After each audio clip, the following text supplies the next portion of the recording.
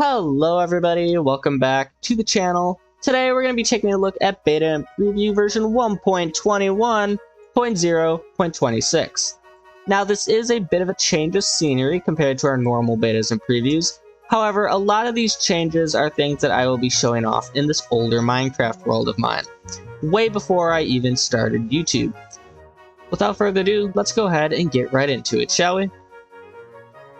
Before we get into any of the cool and interesting changes, let's go ahead and talk with the first one, and probably the most basic one of all, trial chambers, okay? These things, as we all know, have the trial spawners, and they spawn plenty of mobs all the time. But now, similar to the ancient cities, Mojang has made it so that trial chambers are a designated safe spot. So in other words, when you're inside of a trial chamber, the only way mobs can spawn inside one of these is through a trial spawner. Otherwise, trial chambers are a 100% completely and utterly safe spot for you to be. Nothing will spawn, and nothing will be able to kill you. Unless it spawns in a cave outside and follows you in, or is spawned from a trial spawner within the structure. Now for the more interesting points of today's beta and preview.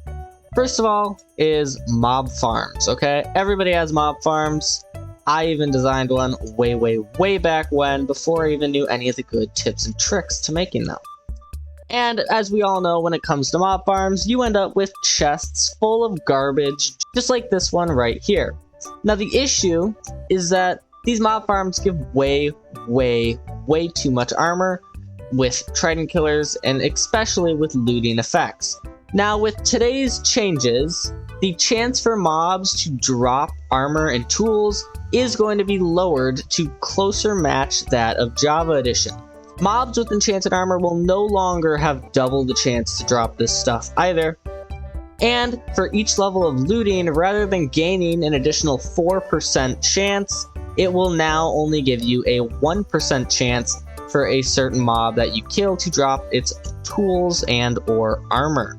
Meaning that even with looting, the odds of getting this stuff is going to be a lot more difficult. Meaning for mob farms, we are going to have less to sort out and deal with. But this does of course come with its downsides. One of these downsides is of course going to be tridents. In this older world of mine, I had 6 tridents just laying around at all times, not to mention the 3 different tridents that I carried on my person at all times.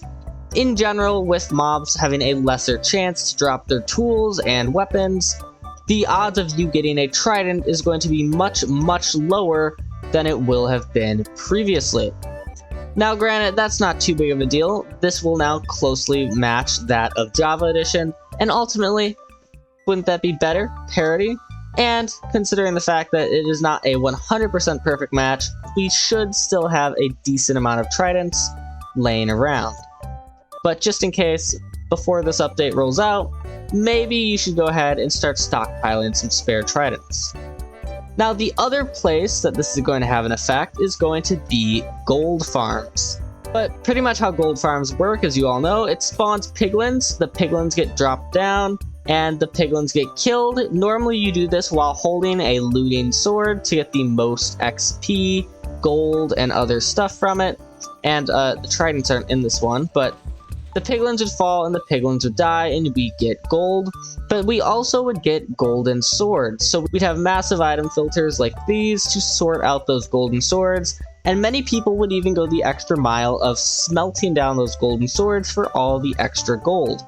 Nowadays, however, with this change, those swords will not be there in as much abundance. There will now be 75% less golden swords than there were before. And while this could be a good thing because you're not going to have to sort out as many swords and store as many swords, others will see this as a bad thing because now your farms will produce less gold because you're not going to be able to smelt down as many swords and armor for that extra gold. So there's pros and cons of this change, but all in all, I think this is definitely a good change, and we should all be very happy about this. Now the final thing we're going to be looking at today is of course the brand new Minecraft CAPES. Now, there are 2 of them that have been officially announced for Minecraft's 15-year anniversary, one of which being the Twitch Purple Heart Cape, and the other one being the TikTok Creeper Cape. Both of these can be redeemed by going to watch Twitch or TikTok Minecraft live streams. For Twitch, just go to any Minecraft live stream, watch for 15 minutes, and claim your reward.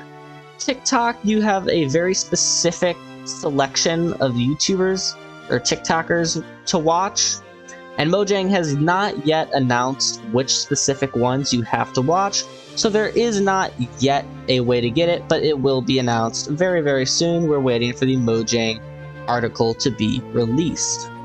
Now, it is rumored that a 3rd cape will be coming out for Mojang's 15-year anniversary, and that will, of course, be the Green Creeper Cape. Looks amazing. I am so excited for this cape. But all in all, I think it is great to see more and more capes being released. I personally have already gone ahead and collected my Twitch Purple Heart Cape, and it looks absolutely amazing. I truly love it. And if we go ahead and grab an elytra, we can see what it looks like on the wings as well. And as you see, it is just the heart, and when you crouch, it splits that heart in half. It looks super great. The back side of the wings don't have anything special on it. It is just the mirrored image of the front. But all in all, this Twitch Purple Heart Cape is very, very cool. If you're someone that has been on or around Twitch for a very long time, you already know this Purple Heart is kind of a iconic and just really cool thing that has been with Twitch for a very long time. And if you don't know, well, you'll probably find out soon enough. These capes are looking real cool. I will be sure to update you all as soon as the means for getting the TikTok cape becomes available.